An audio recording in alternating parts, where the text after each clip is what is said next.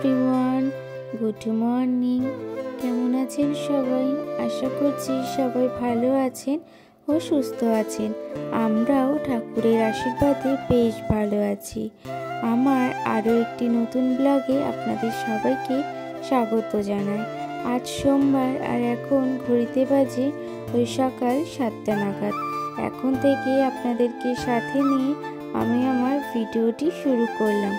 আশা করছি আপনাদের ভিডিওগুলো বেশ ভালো লাগবে। এই যে আজকে সকালের কিন্তু সমস্ত বাসি কাজ হয়ে গেছে, তো আজকে ভিডিওটা কিন্তু আমি রান্নাঘর থেকে শুরু করলাম। রান্নাঘরে চলে এসেছি, তো আসার পরে সবার প্রথমে ভাত বসিয়ে দিয়েছি। এদিকে দেখুন ভাত বসেছি, আরেকটা সাইডে কিন্তু ওই প্রেসারে আলু দিয়ে দিয়েছি সিদ্ধ হতে। তো আজকে সকালে রান্না হবে ওই আলু সেদ্ধ আর হচ্ছে যে মসুর ডাল। এদিকে আমার ভাতটাও কিন্তু হয়ে গেছে, তো ভাতটা ওদিকে নামিয়ে দিয়েছি। আর জানেন তো আজকে ভাত হতে গিয়ে একটা কাণ্ড হয়ে গেছে। দেখছি যে ভাতের হাঁড়ির উপর দিয়ে ভাতটা পড়ে যাচ্ছে। এবার সেই কারণে খুব একটা সিদ্ধ হতেও কিন্তু আমি পারিনি।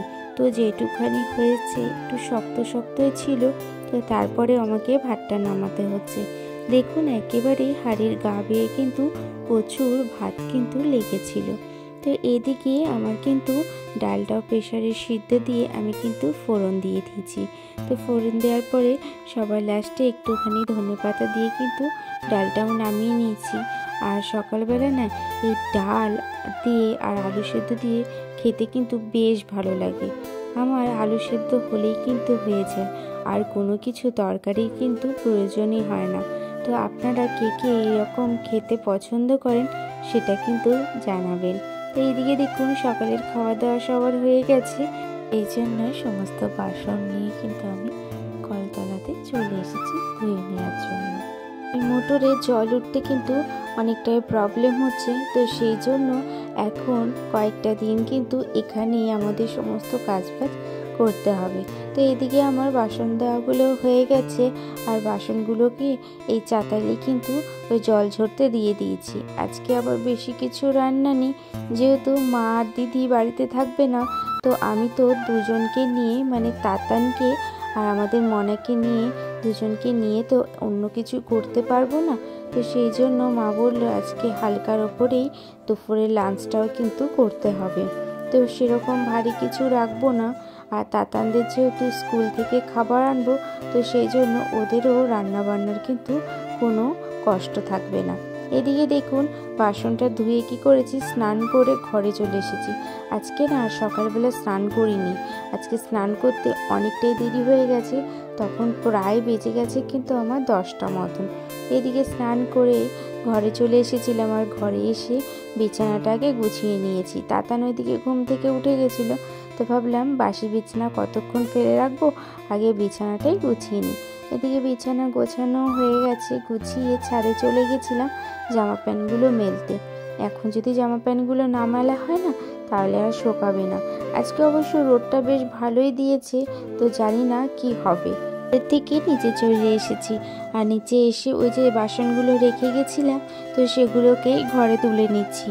অনেকটা বেলা হয়ে গেছে তো সেই জন্য। আর এরপরে কিন্তু ওই সাইডে আর কোনো কাজ নেই। তো এদিকে দেখুন রান্নাঘরে এসেছি, ওই কয়েকটা মাছ ভেজে নেব।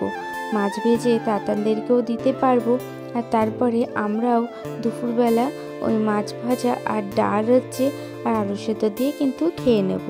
এদিকে কতগুলো ইলিশ মাছ ছিল সেটাও ভেজে নিয়েছি, আর তাতানদের জন্য কিন্তু ওই জ্যান্ত রুই ছিল সেটাও ভেজে নিয়েছিলাম। এদিকে প্রায় 1টা বাজে এখন তাতানের জন্য স্কুল থেকে খাবার নিতে চলে এসেছি। আমি আর মনা চলে এসেছি, আর তাতানকে কি করেছি আমার পিসির কাছে দিয়ে এসেছি।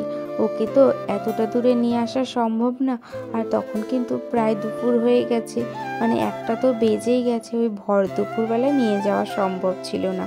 তো এদিকে তাতানদের খিচুড়িটা নিয়ে চলে এসেছি, আর আজকে জানেন তো ভাত দিয়েছে, ভাত আর ডিম দিয়েছে, তো সেটাই খাইয়ে দেবো। আর বেকার বেকার জানেন তো মাছটা ভাজলাম, একসাথে তো দুটো খাবার দেওয়া যাবে না, তো সেই জন্য। আর এই যে এদিকে এসে আবার নিজের কাজগুলো করতে লেগে গেছি। ওইদিকে মাছ ভেজে যে চলে গেছিলাম আর গ্যাসটা মোছা হয়নি। তাতানের স্কুলের খাবারের টাইম হয়ে গেছিলো, তো সেই জন্য তো স্কুল থেকে এসে সবার প্রথমেই গ্যাসটা মুছে নিয়েছি। গ্যাসটা মুছে নিলে আর এই কাজগুলো করে নিলে না একদম নিশ্চিন্ত, যেহেতু তাতানকে সেই সকাল থেকে না পিসির কাছেই ছিল, তো সেরকমভাবে নেওয়া হয়নি। আর ওই টাইম টু টাইম খাওয়ানোর সময় শুধু আনা হয়েছিল। একা না, তো দুজনকে সামলাতে একটু হিমশিম খেয়ে গেছি বলতে পারেন। তো সেই জন্য তো এদিকে গ্যাস মোছা হয়ে গেছে, তারপরে বেসিনটা মুছে নিয়েছি। ওই যে বললাম জলের খুব সমস্যা হচ্ছে, তো একটা বালতিতে করে জল তুলে রেখেছি কিছুটা। এইভাবেই কয়েকদিন মনে হচ্ছে চালাতে হবে, ওই বালতিতে করে সবসময় জল তুলে রাখতে হচ্ছে, তো না হলে খুব সমস্যা হয় তো বারবার বাইরে যেতে। তো আগের থেকে একটুখানি জল তুলে রেখেছি। তো এই যে দেখুন সমস্ত কাজই প্রায় হয়ে গেছে রান্নাঘরে। তো তারপরে ঘর দুয়ারটা ঝেড়ে নিচ্ছি, তখন বাজছে প্রায় 2টো। এরপরে বাবু চলে আসবে, তারপরে বাবুকে আবার খেতে দিতে হবে। তো বাবু আসার আগে আমি ভাবছি এই কাজগুলো করে শেষ করে রাখি, তাহলে আসলে আর কোনো সমস্যা হবে না। বাবু আসলে স্নানটা করেই কিন্তু খেতে দিয়ে দিতে পারবো। এদিকে এই ঘরটার কিন্তু আমার সমস্ত ঝাড় দেওয়া হয়ে গেছে, আর তারপরে কিন্তু আবার তাতানকেও খাওয়াতে হবে। তো একটা কিন্তু বিশাল চাপ বলতে পারেন, বাড়িতে কেউ যদি না থাকে না তাতানকে নিয়ে, আর ও না খুব বাইরে ঘুরতে চায়, আর সেটা তো সম্ভব হয় না না। তো বাড়িতে সবাই মিলে থাকলে একটা কি সুবিধে হয়, কিছুক্ষণ আমি রাখি, কিছুক্ষণ মা, কিছুক্ষণ দিদি, এইভাবে কিন্তু ঠিকঠাক করে চলে যায়। তো এদিকে দেখুন এরপরে কিন্তু বাইরের উঠোনটা আমি ঝাড় দিয়ে নিচ্ছি। আমাদের বাড়িতে না সেরকম উঠোন নেই, ওই যে দেখলেন একটুখানি জায়গা, এইটুখানি কিন্তু, তারপরে পুরোটাই কিন্তু রাস্তা পড়ে যাচ্ছে। আর আমাদের বাড়িটা জানেন তো 3 রাস্তার মোড়ে পড়ে, তো ওই সাইডেও রাস্তা নিয়ে বাড়ির থেকে বেরোলেই কিন্তু যেদিকেই দেখবেন সেদিকেই রাস্তা।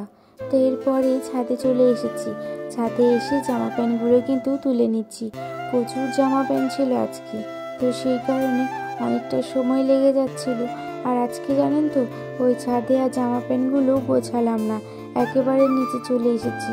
কারণ কি এরপরে তাতানদেরকে আবার খাওয়াতেই হবে, একটা চিনতে, কারণ কি ছোটো বাচ্চা তো খেতে অনেকটা করে সময় লাগিয়ে দেয়, বেশি তাড়াতাড়ি তো আবার খাওয়ানো যায় না।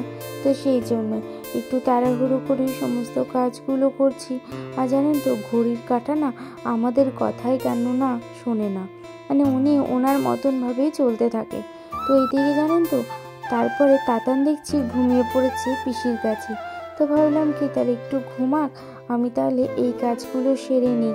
এবার সারতে গিয়ে না অনেকটাই দেরি হয়ে গেছিলো তাতানকে আজকে খাওয়াতে।